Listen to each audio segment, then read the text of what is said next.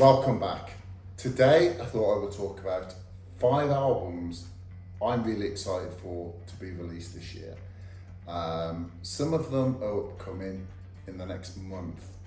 It's been a while. So, first up, on the 4th of September, we have Jamie Webster with Running Round the Sun. Now, I was a late convertee to Jamie Webster. I had a few people tell me about him, and I was like, oh, maybe. And then I actually went to see him live with a friend, very spontaneous last minute thing, and thought he was incredible.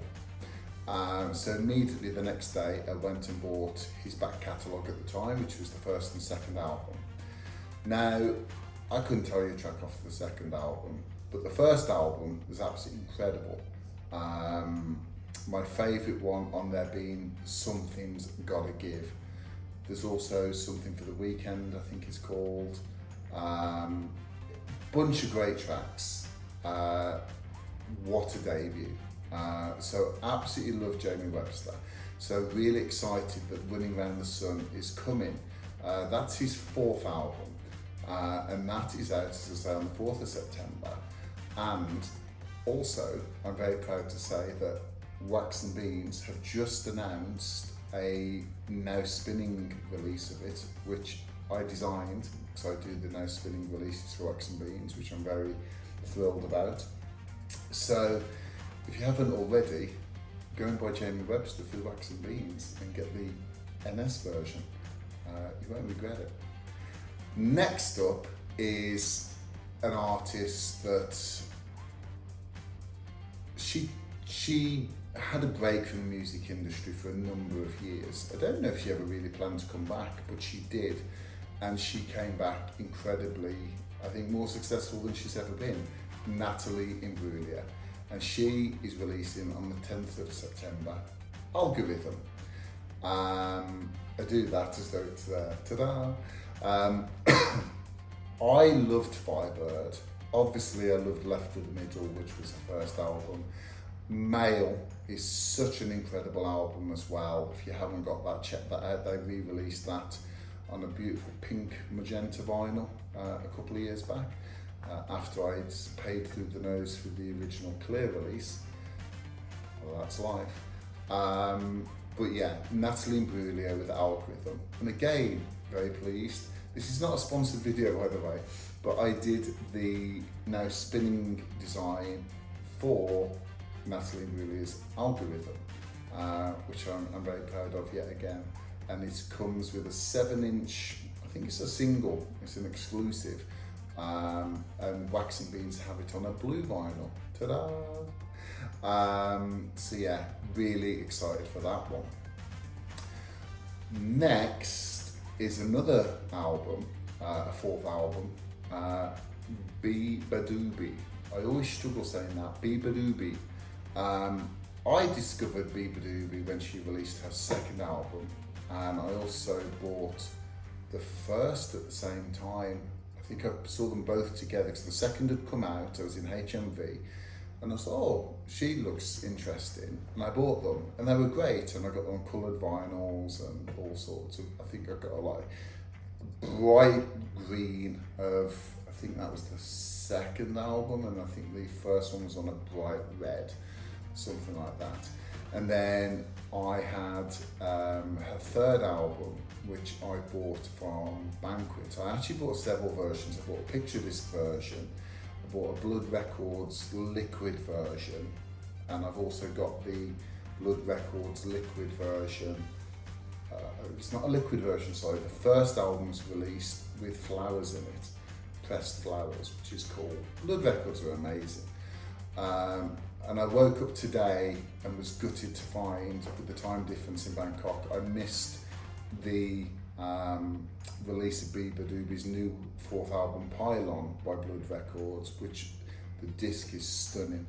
I'm hoping there's a few left over come after release, and I might snap one up then, so I've got to get that.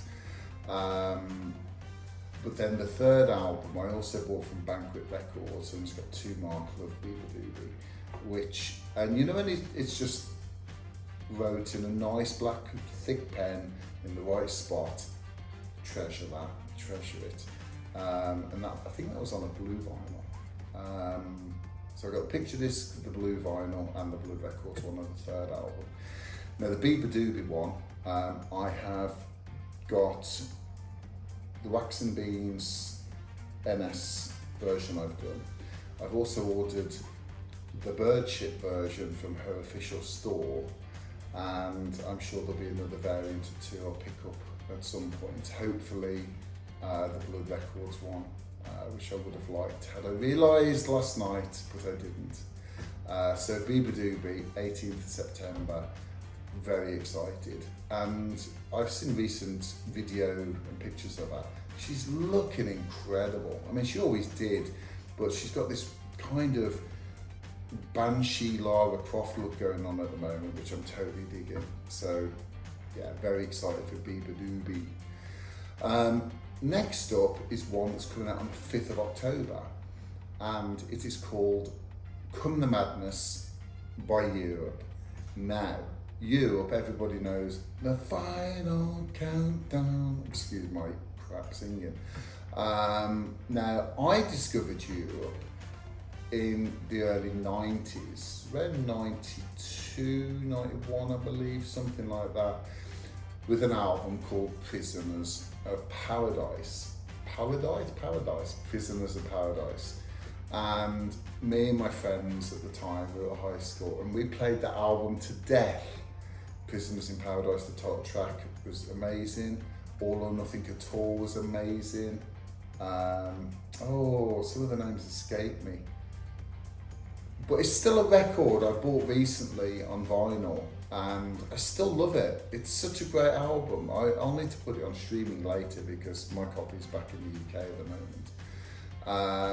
But I love Europe. So, seeing a new Europe record advertised, because I didn't really take much notice of them over the years, and it looks kind of cool. I love the artwork and everything they've got going on with it. And I find when a band I've not heard about for ages pops back up, they've usually got something to say. So I'm really looking forward to the Europe one. 5th of October. Now, finally, and certainly last but not least, is the Wild Hearts and Northern Spirit. Anybody who watches this channel or knows me in real life knows what a Wild Hearts nut I am. And the last album, Satanic Rites of the Wild Hearts, for me was one of their best, if not controversially their best actually. But I think that's more due to saturation from their earlier albums, which I adored when I was younger. It was just nice to have something fresh and new that really hit. And Satanic Rites of the Wild Hearts did that for me, and I loved the artwork of Satanic Rites as well. It was incredible because it was harking back to the Earth Versus cover. Very clever stuff, very much love the art direction on that. So Northern Spirit, now it still hasn't been announced when, though I've heard it's 2026. Will it tip over into 27? I don't know. For the sake of this video, I hope not, because it's supposed to be what's coming this year. But I have a good feeling it's going to come around October, November, December for sure. I would hope. I don't know anything about it. All I heard Ginger say was it was about hope and love, I think.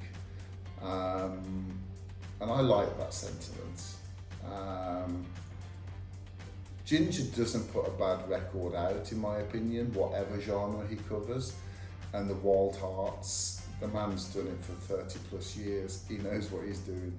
So very excited for that. And I'm sure there'll be a few variants and test presses, all of which take my money. Very much looking forward to that. So that's my 5. That's my 5 that I'm really excited for. But I am going to add a little bonus one. It's a bit of a cheat because it came out last week, but I don't have it yet. So I'm still looking forward to it. So technically, is it cheating? Don't know. But Paul Heaton and Genius. The man is a genius. I love him. I loved him in The Beautiful South, and I loved his solo stuff ever since. He normally teams up with Jackie Abbott, or has done. I think he's used a few different female artists over the years, but his last album, which I adored, and I can't remember the name, something The Magnificent Seven, I think it was called, something like that. Fantastic album. And the new album, the only track I've heard is the single, My Favourite Kind of Idiot, which is with Rhiannon Downey, who is also on the album, and it's just Paul Heaton, isn't it? It's Paul Heaton. The man doesn't do bad songs. It's catchy, it's infectious, and I always try to listen to my first listen through on vinyl, but I might just have to stream that one first because I haven't got the vinyl yet, and until I return to the UK for a brief period, I probably won't get it. But we'll see. Anyway, they are my most anticipated records for this year.